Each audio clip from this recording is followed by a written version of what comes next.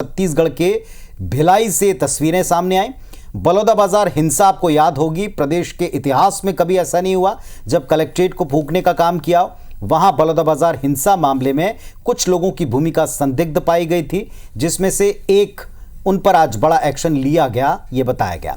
4 बार notice देने के बाद भी कांग्रेस के विधायक देवेंद्र यादव जब पुलिस के समक्ष बयान देने नहीं पहुंचे तो बलौदाबाजार पुलिस ने भिलाई पहुंचकर उनके घर पहुंचकर कांग्रेस विधायक को गिरफ्तार किया। दिन भर इसमें बहुत से अलग अलग रंग दिखे, एक रिपोर्ट देखें।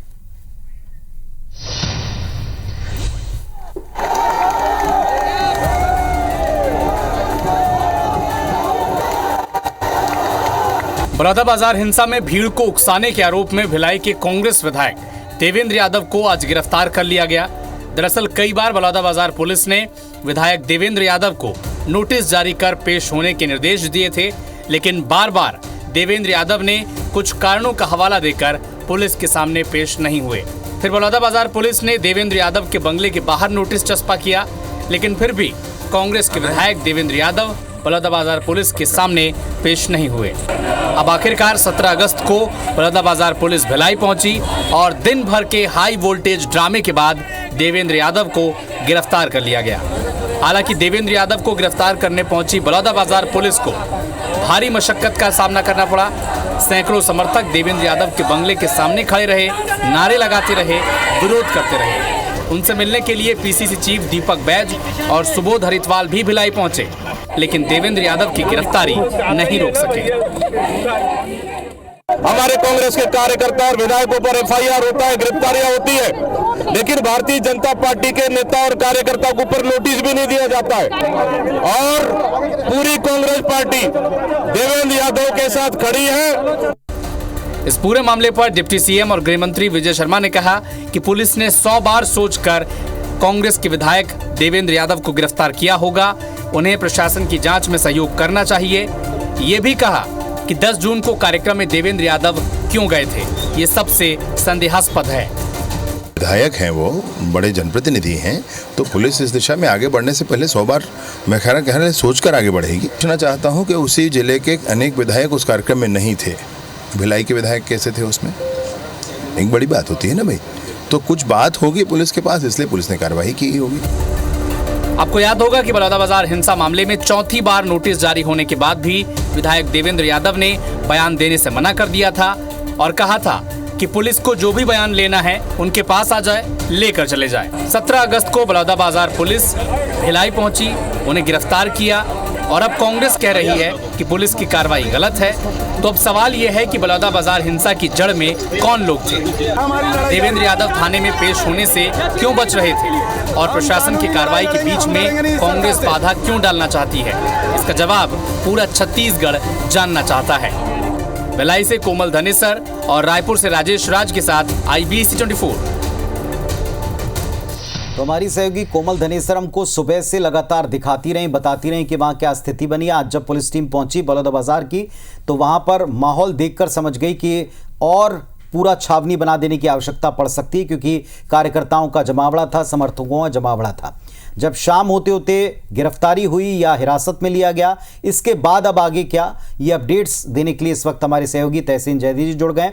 तहसीन, बताएं इस मामले में, चूंकि प्रदेश के गृह मंत्री कहते हैं कि पुलिस ने बहुत सोच समझ के उनको गिरफ्तार किया होगा, उनको हिरासत में लिया होगा, तो जाहिर है कि उनके पास कुछ फैक्ट्स होंगे इस तरीके के। अब आगे क्या?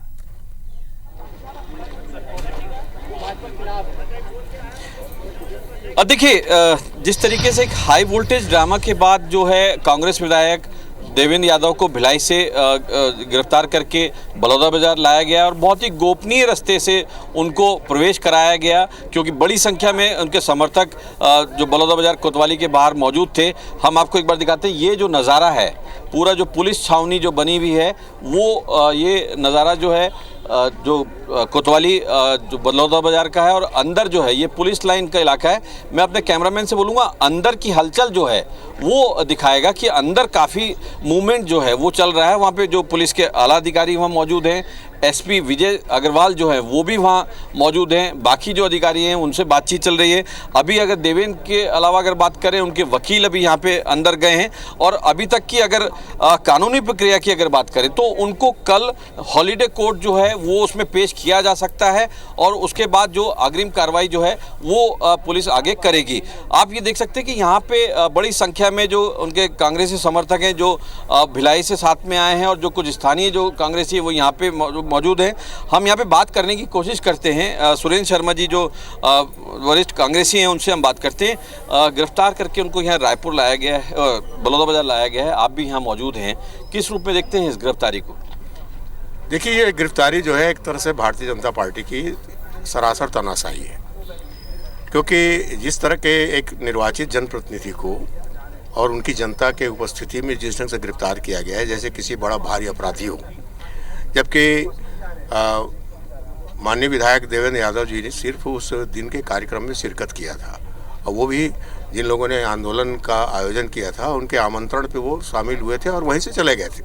यहाँ पे सुरेंद्र जी एक सवाल यहाँ निकल के आता है, क्योंकि जिस तरीके से प्रदेश के गृह मंत्री ने ये बात कही है कि वो विधायक हैं, जनप्रतिनिधि हैं देवेंद्र, और पुलिस ने जो कार्रवाई की होगी वो बहुत सोच समझ के कुछ फाइंडिंग्स मिली होंगी, कुछ सबूत होंगे, उसके बाद ये कार्रवाई की गई होगी।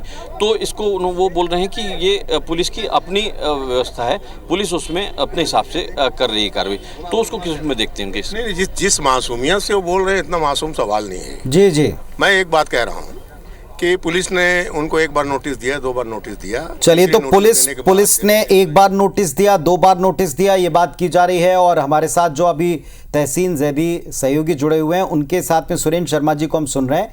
और अब से कुछ देर बाद हम अपने दर्शकों को, जब ये गिरफ्तारी हो रही थी, हिरासत में लिया जा रहा था, तो सुरेंद्र शर्मा जी हमारे साथ में जुड़े हुए थे। उन्होंने तब भी अपना पूरा पक्ष रखा, कांग्रेस पार्टी का पक्ष रखा। कांग्रेस के साथ साथ बीजेपी के ऊपर भी जो कई आरोप लगे, सवाल थे, उन पर भी जवाब लिया गया। तो वो एक डिबेट हम आपको दिखाएंगे बस अब से कुछ ही देर बाद। सुरेंद्र जी भी उसमें आपको शामिल दिखाई पड़ेंगे। फिलहाल ये तय है कि बलौदाबाजार थाने के बाहर पूरी छावनी बनी हुई है, जैसा अपडेट हमको तहसीन ने दिया। और ये भी बताया कि ये ना तो प्रक्रिया आसान रही है और ना आगे चैलेंज कम होने वाले हैं। अपडेट हम आपको लगातार इस विषय पर देते रहेंगे। तहसीन, शुक्रिया आपका, आप नजर बनाकर रखें।